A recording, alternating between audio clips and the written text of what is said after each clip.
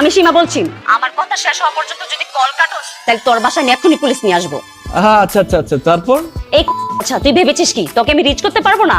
আমাকে ইন্টারনেট থেকে block মেরেছিস, SIM number change করেছিস। তুই কি ভেবেছিস আমি তোর সাথে টাইম পাস করার জন্য প্রেম করেছি? আমার হাত ধরেছিস, আমার ঠোঁটে চুমু এঁকে দিয়েছিস। আমাকে কি তোর টাইম পাস করার মতো মেয়ে মনে হয়? তুই আমার সাথে যে প্রতারণা করেছিস তার পরিণাম খুব ভয়ঙ্কর হবে। কালকের মধ্যে যদি তুই আমার সাথে দেখা না করিস তোর খবর আছে। কি বলে কালকেই দেখা করতে আসবো? হ্যাঁ হ্যাঁ, ওই যে আমার সিমটা নষ্ট হয়ে গেছে তো তাই বন্ধ হয়ে গেছে ওইটা। হ্যাঁ ঠিক আছে ঠিক আছে। কেমন আছেন? আপনি আমাকে চিনেন? না তো, কিন্তু চিন্তা হবে কেন? একটা মানুষ একা বসে আছে, সেই মানুষটাকে সঙ্গ দেওয়া তো একটা পুরুষের নৈতিক দায়িত্ব। আমি আপনাকে চিনি? আপনি আমাকে চিনেন কিনা সেটা তো আমি বলতে পারবো না। আপনিও আমাকে চিনেন না, আমিও আপনাকে চিনি না, তারপরে বেহার মতন আমার সাথে কথা বলতেছেন, নিজে পরিচয় দিতেছেন, যত সব। ও বুঝতে পেরেছি, আপনার রাগের কারণ ব্রেকআপ হয়ে গেছে তাই তো? যে ব্রেকআপ করে চলে গেছে তার অপেক্ষা করে লাভ আছে? যে সামনে আছে তাকে অ্যাকসেপ্ট করে নেন। আপনি আমার চোখের সামনে থেকে যাবেন না, আমি আপনাকে থাপ্পড়। নীলা নীলা নীলা, দূরে কেন, কাছে আসো। মেয়েটা কি বলতেছে? লিমিট। কালকে আমার আম্মুর সাথে একটা মিরাকল ঘটে গেছে, তুমি শুনলে বিশ্বাসই করবে না। তার আগে বলো, কালকে তুমি বাইরে গিয়েছিলে? হ্যাঁ, কালকে তোমরা ফিশার মার্কেটে গেলাম শপিং করতে, তোমাকে তো ছবি পাঠিয়েছি। ও আমি তো ভুলে গেছি। আচ্ছা কি পরে বের হয়েছিল? শাড়ি। কেন, কি হয়েছে? আমার আম্মু কালকে শপিং করতে যমুনা ফিউচার পার্কে গিয়েছিল, সেখানে সে একটা মেয়েকে দেখেছি, তার নাকি এত পছন্দ হয়েছে। মেয়েটা নাকি একটা সুন্দর শাড়ি পরেছে, কপালে টিপ, হাতে চুড়ি। আমার আম্মু তো তার প্রশংসায় পঞ্চমুখ। আম্মু কি বলেছে জানো? যে এই মেয়েকে আমি ছেলের বউ বানাবো। আমাকে যখন তার বর্ণনা দিয়েছে আমি তো সাথে সাথে বুঝে গেছি সেটা তুমি, কারণ এরকম মেয়ে বাংলাদেশে আর একটাও হতে পারে না। আমি সাথে সাথে আম্মুকে তোমার ছবি দেখালাম, আম্মু দেখে বলে হ্যাঁ এই মেয়েকে তো আমি দেখেছি, তুই তাড়াতাড়ি তাকে বাসায় নিয়ে আয়, তাকে ইনভাইট কর। আম্মু তোমাকে ইনভাইট করেছে, বাসায় দিতে বলেছে। তাই না? তাহলে চলো না কালকে যাই, কালকে আম্মুর সাথে একটু দেখা করে আসি, সামনে সামনে কথা বলে দেখা হলে দেখবে আম্মুর আমাকে আরো ভালো লাগবে। আরে না না, কালকে কেন, আজকে, এখন চলো। চলো চলো যাই। ওহো, কি হলো? আমি তো একটা জিনিস ভুলে গিয়েছিলাম, আম্মু তো সিক, কালকে ব্যাংকক যাবে ডক্টর দেখাতে। এখন আজকে এই অবস্থায় তুমি যদি যাও, কি ভাববে না? আম্মু সুস্থ হয়ে দেশে ফিরুক, তারপর তার মুডটা ভালো থাকবে, তুমি গেলে খুব খুশি হবে। রাগ করো না, লক্ষ্মী সোনা, চাঁদের কোনা। কি বলছো তুমি? কেন রাগ করবো? কিন্তু আম্মু যে অসুস্থ আমাকে আগে বলনি কেন? আরে টেনশনের মাথায় ছিল না। কে ফোন দিচ্ছে? ফোনটা রিসিভ করো। আরে সীমাহীন বিরক্ত করে লোকজন, মানে লিমিটলেস। তুমি সামনে আছো, তোমাকে রেখে আমি ফোন রিসিভ করবো? এটা কি হয়? নাহির, আমি না খুবই লাকি তোমাকে পেয়ে, জানো? আর আমি প্রিন্সেস ডায়নার থেকেও বেশি লাকি। ওনার ওই বিখ্যাত উক্তিটার কথা তোমার মনে আছে? কোনটা? উনি বলেছিল, আমি যাকে ভালোবেসেছি সে ছাড়া পুরো বিশ্ব আমাকে ভালোবেসেছে, কিন্তু আমার ক্ষেত্রে কিন্তু সেটা ঘটেনি। আমি যাকে ভালোবেসেছি সে আমাকে আমার থেকেও বেশি ভালোবাসে। নাহিদ, আমার এই এক জীবনে এর থেকে চরম পাওয়ার নেই। বাহ, দারুণ একটা উপমা দিলে তো।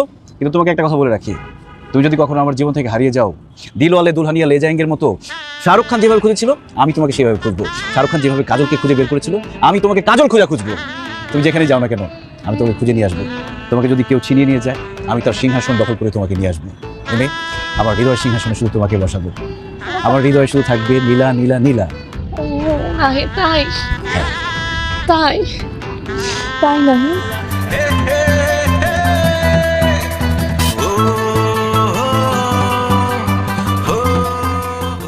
হাই, আমি নাহিদ, আপনি?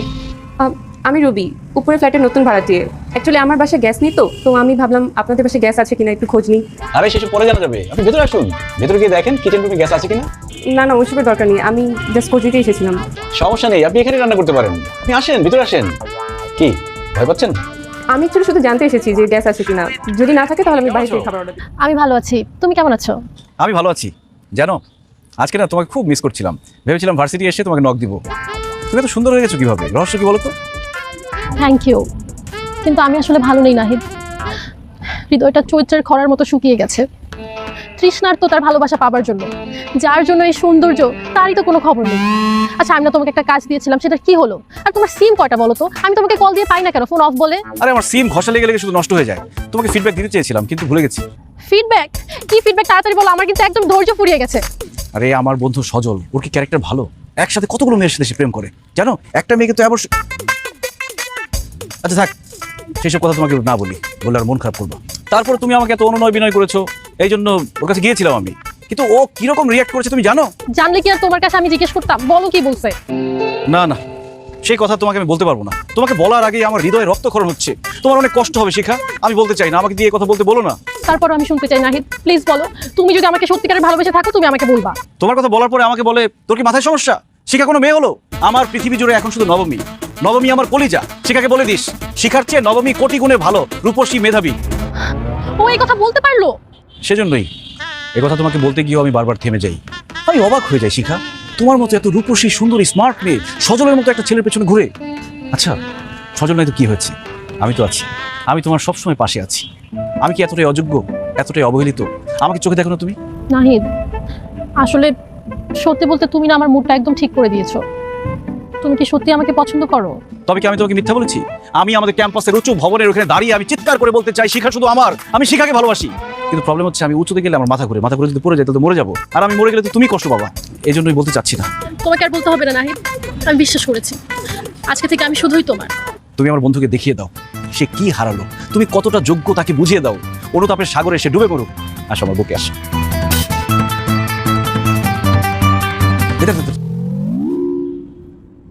মেয়েটাকে দেখছো না? বুঝে হচ্ছে আমার খালাতো মেয়ে, খুব টাউট টাইপের একটা মেয়ে।